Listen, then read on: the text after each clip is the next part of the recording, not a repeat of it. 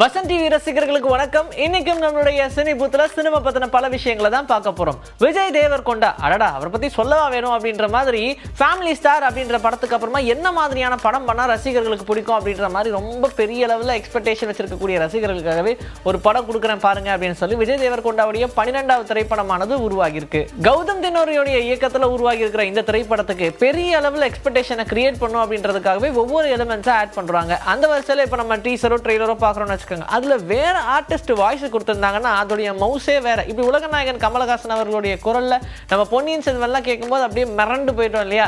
அந்த மாதிரியான ஒரு விஷயத்தை இப்பவும் பண்ணியிருக்காங்க அப்படின்னு சொல்லலாம். ஒரு ஸ்பை த்ரில்லர் திரைப்படமா உருவாகி இருக்கிற இந்த படத்துக்கு திடீர்னு பார்த்தோம்னா சூர்யா அவர்களுடைய குரல் ஒரு ஆடானா வந்திருக்கு அப்படின்ற மாதிரி சொல்றாங்க. ஸோ தமிழ் வெர்ஷன்ல பார்த்தீங்கன்னா சூர்யா அவர்கள் குரல் கொடுத்துருக்காங்களா, அதே தெலுங்குல பார்த்தோம்னா நம்மளுடைய ஜூனியர் என்டிஆர் அவர்கள் குரல் கொடுத்துருக்காங்க. அதே நம்ம ஹிந்தியில பார்த்தோம்னா ரன்வீர் கபூர் இதுக்கு குரல் கொடுத்துருக்காங்க. ஸோ இப்படி ஒவ்வொரு ஆர்டிஸ்டோடைய குரல்லாம் அங்கே இருக்கும்போது இன்னும் அந்த படம் பெரிய அளவில் ஸ்ட்ராங் ஆகுது இல்லையா? அதனால அதே கோணத்தில் இந்த படத்தை பெரிய அளவில் ஹிட் பண்ணிடணும் அப்படின்றதுக்காகவே இந்த விஷயங்கள்லாம் பண்ணியிருக்காங்க. அண்ட் ரசிகர்களுமே அந்த வாய்ஸ் எல்லாம் கேட்கும்போது ஆஹா பூரிப்பா இருக்குப்பா, கரெக்டாக அந்த படத்துக்கு ஏற்ற மாதிரியே கொடுத்துட்டீங்க அப்படின்ற மாதிரி தான் சொல்லியிருக்காங்க. அதனால இந்த ப்ரமோஷனில் அது இந்த படத்துடைய அடுத்த கட்ட ப்ரமோஷனுக்கு முன்னாடியே இந்த அளவுக்கான ப்ரமோஷன் போதுமானது அப்படின்ற மாதிரி தான் ரசிகர்களே ஃபீல் பண்ணுறாங்க. கேரளாவில் வந்த வெள்ளத்தை மையமாக வச்சு 2018 அப்படின்ற திரைப்படத்தை ஜூட் ஆண்டனி ஜோசப் இருப்பாரு. சோ இந்த படம் 2023 வருஷம் ரிலீஸ் ஆகி ரசிகர்கள் மத்தியில பெரிய அளவுல சக்சஸான ஒரு படமா தான் பார்க்கப்படுது. அண்ட் கேரளா இண்டஸ்ட்ரியில் இப்படி எல்லாம் சிஜி பண்ண முடியுமா அப்படின்ற அளவுக்கு எல்லாரும் வியந்து பார்த்த ஒரு திரைப்படம் இந்த 2018. ஆனா இவர் தமிழ்ல ஒரு படம் பண்ண போறார் அப்படின்ற மாதிரி சொல்லிட்டே இருந்தாங்க. லைக்கா நிறுவனத்துடைய ப்ரொடக்ஷன்ல ஜூட் ஆண்டனி ஜோசப்போட இயக்கத்துல ஒரு படம் உருவாக போகுது அப்படின்னு சொன்னாங்க. ஆனா இது அப்படியே நெக்ஸ்ட் ஸ்டெப்பை எடுத்து வைக்காம அதே படியில நின்றுகிட்டே இருந்துச்சு. இப்படியே நின்றுட்டு இருந்தா எப்படி அப்படின்னு சொல்லி அவர் அடுத்த ஸ்டெப் எடுத்து வைக்க ஆரம்பிச்சாரு. அதான் வேல்ஸ் நிறுவனத்துடைய இயக்கத்துல சிம்புவுடைய நடிப்பில் ஒரு படம் உருவாக்கலாம் அப்படின்னு சொல்லி அந்த படமும் டேக் ஆஃப் டைம்லேயே பட்டுன்னு ஏதோ ஒரு பிரச்சனைகள் வந்து மனஸ்தாபம் ஏற்பட்டு சிம்பு அதில் நான் நடிக்கல அப்படின்னு சொன்னாரு. அந்த படமும் கை மாறிடுச்சு. ஆனால் இப்போ வேல்ஸ் நிறுவனத்துடைய இயக்கத்தில் ஜூட் ஆண்டனி ஜோசப்போடைய இயக்கத்தில் ஆர்யா ஒரு படம் நடிக்க போறாரு அப்படின்ற மாதிரி சொல்லியிருந்தாங்க.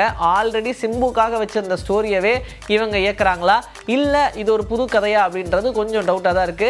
ஆர்யாவை பற்றி சொல்லணும்னா அவருமே இப்போ மாஸ் ஹிட்டான ஒரு படம் கொடுத்து ரொம்ப நாள் ஆயிடுச்சு அப்படின்னே சொல்லலாம். அவருடைய படங்கள் ரிலீஸ் ஆகுது, ஆனால் பெரிய அளவில் ரசிகர்கள் மத்தியில் அது சாட்டிஸ்ஃபேக்ஷன் கொடுக்கல அப்படின்ற ஒரு பட்சத்தை அவரே புரிஞ்சுக்கிட்டு கண்டிப்பாக எல்லாரோடையும் இயல்பாக கனெக்ட் ஆகிற மாதிரியான ஒரு படம் பண்ணணும். பாஸ் என்கிற பாஸ்கரன் மாதிரி எல்லாரோடையும் ஈஸியாக கனெக்ட் ஆகணும் அப்படின்ற மாதிரியான விஷயத்தை தான் யோசிச்சுட்டே இருந்தார் போல.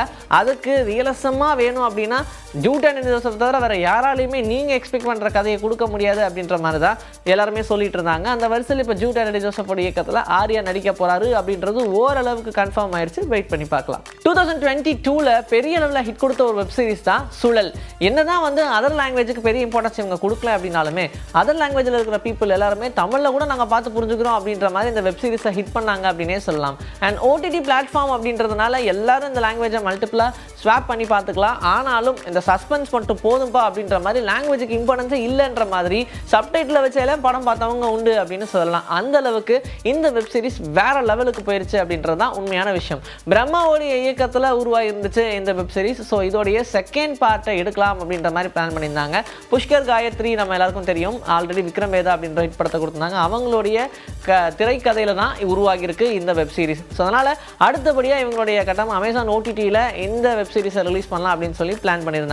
அந்த வருஷத்தில் February 28 வெப் சீரிஸ் ஓடிடியில் லான்ச் பண்ணுறோம் அப்படின்ற மாதிரி சொல்லியாச்சு. ஸோ ரிலீஸ்க்காக எல்லாருமே காத்திருக்காங்க. அண்ட் அதுலேயே வந்து ஒரு ட்விஸ்டோட தான் முடிச்சிருப்பாங்க.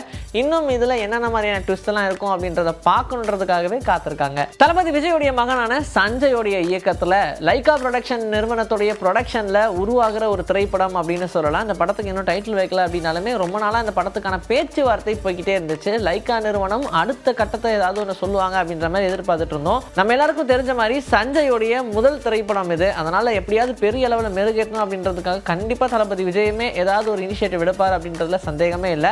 அண்ட் அது போக இந்த படத்துடைய ஷூட்டிங் இப்போ சென்னையில் ஸ்டார்ட் பண்ணிட்டாங்க. கொஞ்ச நாளைக்கு முன்னாடி தான் ரொம்ப நாளாக ப்ரீ ப்ரொடக்ஷன் ஒர்க்லேயே நின்று இருந்த ஒரு திரைப்படம் இப்போ அது ஷூட் வரைக்கும் போயிருச்சு. அண்ட் அதற்கான வேலைகள்லாம் பார்த்துட்டு இருக்காங்களாம். சந்தீப் கிஷானுடைய முதல் சீன்ஸ் எல்லாத்தையுமே முடிச்சிருவோம் அப்படின்ற மாதிரி சொல்லி அவருடைய என்ட்ரி அண்ட் அவருக்கு இம்பார்ட்டன்ஸ் கொடுக்கக்கூடிய எல்லா சீன்ஸுமே இப்போ எடுத்துட்டு இருக்காங்க.